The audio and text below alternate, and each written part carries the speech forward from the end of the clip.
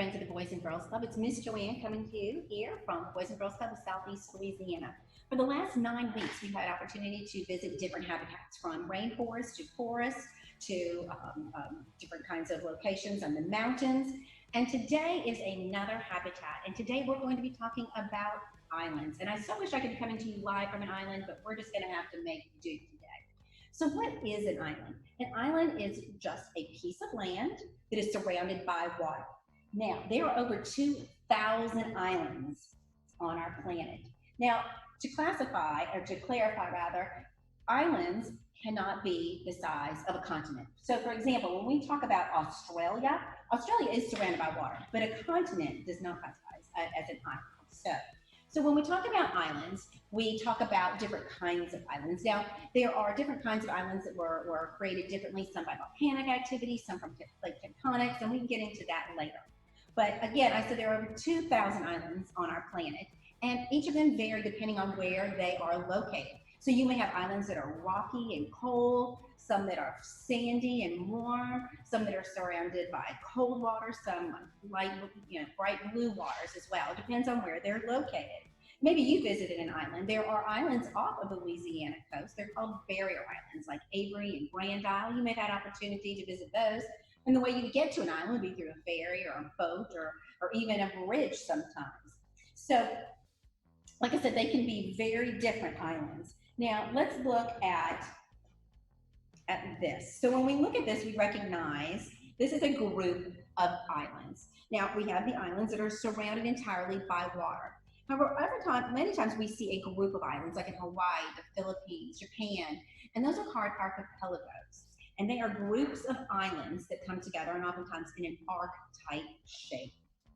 So when we talk about islands, like I said, there are many locations we don't necessarily classically think as islands, but they are. For example, like I said, Japan, Greenland is technically an island. Iceland is an island. The Philippines, Madagascar, even Manhattan, albeit it's not in the ocean, Manhattan, which is part of New York, is considered an island. But today I really want to focus in on one particular group of islands, and those are the islands of the Caribbean. I had an opportunity to live in the Caribbean and the Caribbean for several years. Now, we say Caribbean or Caribbean, either is correct. Some people do call it the West Indies, and that's really a misnomer because it was Columbus who named them that because he thought he had come across the East Indies, which he had not. So we have a group of islands here in the Caribbean. To give you some idea, this is Florida here. So the Caribbean is not very far from the United States at all. And that means many people go down there for visits and cruises and enjoy the beautiful beaches and all they have to offer. So when we look at the islands, we know our largest island in the Caribbean is Cuba. We also have Jamaica, Haiti, and Dominican Republic, which are actually one island split in half. It's called Hispaniola. And these are called what we call the Greater Antilles. They're the larger islands. And then south of Puerto Rico, we have the Lesser Antilles. So these are how they're divided. Now, the thing about the islands in the Caribbean is some of them are their own nations. For example, Cuba and Jamaica are their own islands, but islands like Puerto Rico still have association, or they are a territory of the United States. So it means they are still part of the United States, as are the U.S. Virgin Islands, which are right over here. And other countries still have Commonwealth or territories there as well.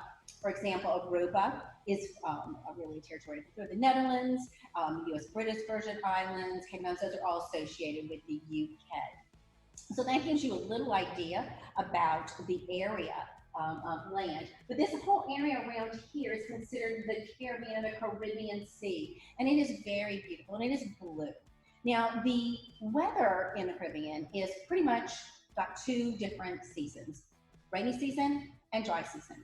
Now, the temperatures are generally between 70 and 80 degrees, and it has a nice, because of the trade winds, a nice breeze at all times. So the weather is really quite nice.